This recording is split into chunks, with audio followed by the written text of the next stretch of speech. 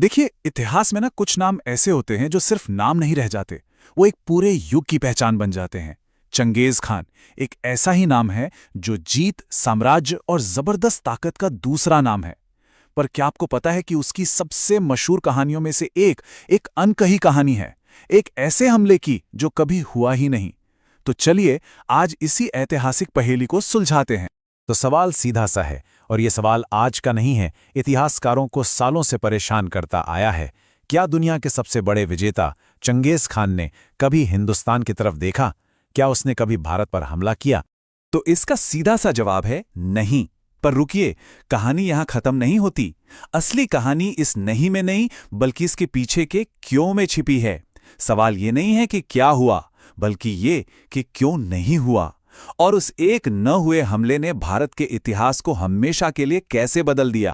तो इस बड़े क्यों को समझने के लिए हमें उस इंसान को समझना होगा जो इस कहानी के सेंटर में है।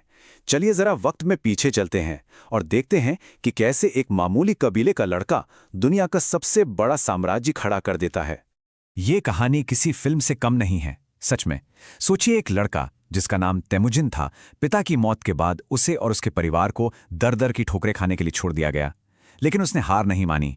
अपनी हिम्मत और कमाल की रणनीति के दम पर उसने न सिर्फ दुश्मनों को हराया, बल्कि सदियों से आपस में लड़ रहे मंगोल कबीलों को एक झंडे के नीचे ले आया। और फिर आया साल 1206, जब इतिहास हमेशा के लिए बदल गया और उसे खिताब मिला चंगेज खान का, मतलब दुनिया का बादशाह। हाँ, और ये कोई ऐसी वैसी ताशपोशी नहीं थी, ये हुई थी कुरुलताई में। अभी कुरुलताई क्या था? समझिए, ये मंगोल सरदारों की सबसे बड़ी पंचायत थी, एक ग्रैंड काउंसिल जहां बड़े बड़े फैसले लिए जाते थे। और उसी कुरुलताई ने तेमुजिन को चंगेज खान बनाकर एक तरह से दुनिया की तकदीर लिखने का अधिकार दे दिया था। और इस खिताब को पाने के बाद उसने जो किया, उसने दुनिया का नक्शा ही बदल डाला। उसने इतिहास का सबसे बड़ा एक साथ जुड़ा हुआ साम्राज्य बनाया, मतलब चीन से लेकर यूरोप के दरवाजे तक। तो सवाल घूम फिरकर वहीं आ जाता है, इतना बड़ा विजेता जिसकी तलवार के आगे दुनिया झुक रही थी, वो हिंदुस्तान की दहलीज पर आकर रुका क्यों? इसका जवाब हमें मिलता है एक नदी के किनारे हुए एक टकराव में, सिंधु नदी। अब इस कहानी में दो मेन कैरेक्टर हैं, समझिए।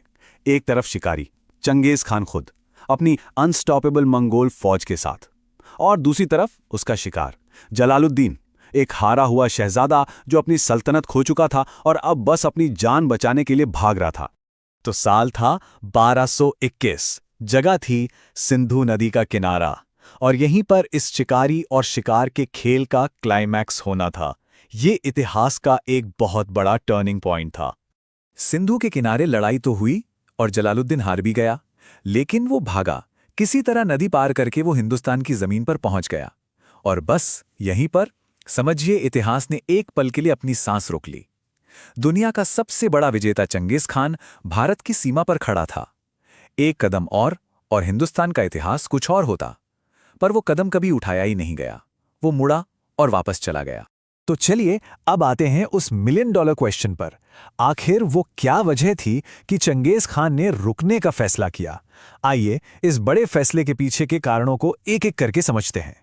देखिए, इसका कोई एक सीधा सा जवाब नहीं है।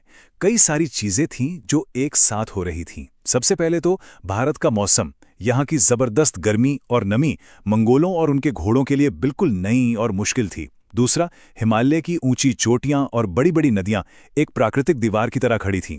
तीसरा, चंगेज खान का मेन फोकस उस वक्त मध्य एशिया और चीन पर था। और चौथी, शायद सबसे अहम वजह, उस वक्त दिल्ली की गद्दी पर सुल्तान इल्तुतमिश जैसा एक बहुत ताकतवर और समझदार शासक बैठा था। हाँ, ये सब तो प्रैक्टिकल वजहें थी ही, लेकिन शायद एक चीज थी जिसने आखिरी कील ठोक दी, और वो थी कूटनीति की एक चाल, एक ऐसा दांव जिसने पूरे खेल को बदल दिया। और ये चाल चली थी दिल्ली के सुल्तान इल्तुतमिश ने। देखे हुआ क्या, जब जलालुद्दीन भागकर हिंदुस्तान पहुंचा तो उसने सुल्तान से मदद मांगी, पनाह मांगी। अब इल्तुतमिश के लिए ये एक मुश्किल घड़ी थी, लेकिन उन्होंने बहुत दूर की सोची। उन्होंने बड़ी समझदारी से उसे शरण देने से साफ मना कर दिया, और इस एक नो ने चंगेज खान के हाथ से हमला करने का सबसे बड़ा बहाना ही छीन लिया। मतलब कमाल का दाव था। तो ठीक है, हमला तो टल गया, पर क्या इसका मतलब ये है कि भारत पर मंगोलों का कोई असर ही नहीं पड़ा? नहीं, बिल्कुल नहीं। कभी कभी ना, जो घटना नहीं होती है उसका असर हुई घटनाओं से भी ज्यादा गहरा होता है। चलिए देखते हैं कि कैसे इस न हुए हमले ने भारत की किस्मत को एक नया ही मोड़ दे दिया। इसके नतीजे बहुत गहरे और दूर तक महसूस किए गए। दिल्ली सल्तनत को समझ आ गया कि खतरा कितना बड़ा है, तो उन्होंने अपनी सीमाओं को, अपने डिफेंस को पहले से कई ज्यादा मजबूत कर लिया। फिर मंगोलों की वजह से जो सेंट्रल एशिया में उथल-पुथल मची, उससे पुराने ट्रेड रूट्स, व्यापार के रास्ते बंद हो गए।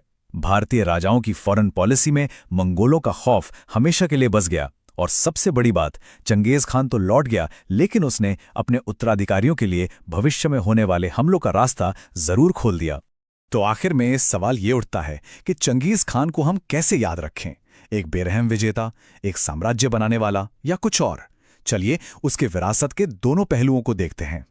1227 में उसकी मौत हो गई। उसकी विरासत को देखें तो एक तरफ वो एक क्रूर हमलावर था जिसने शहर के शहर तबाह कर दिए, ये सच है। लेकिन सिक्के का दूसरा पहलू भी है। वही चंगेज खान था जिसने खतरनाक सिल्क रोड को इतना सुरक्षित बना दिया कि व्यापार और कल्चर का लेन देन बड़े पैमाने पर शुरू हो गया। उसने पूरब और पश्चिम को जोड़ा, और उसका बनाया हुआ विशाल साम्राज्य भले ही उसके बेटों में बंट गया, लेकिन उसने सदियों तक पूरे एशिया की शक्ल तय की। तो आखिर में ये कहानी हमें क्या सिखाती है? यही कि इतिहास सिर्फ लड़ाइयों और जीतों से नहीं बनता। कभी कभी एक ऐसी घटना जो कभी हुई ही नहीं, एक ऐसा हमला जो टाला गया, वो किसी देश की किस्मत को हमेशा हमेशा के लिए बदल सकता है। इतिहास सिर्फ इस बात की कहानी नहीं है कि क्या हुआ, बल्कि इस बात को समझने की भी कोशिश है कि क्या हो सकता था।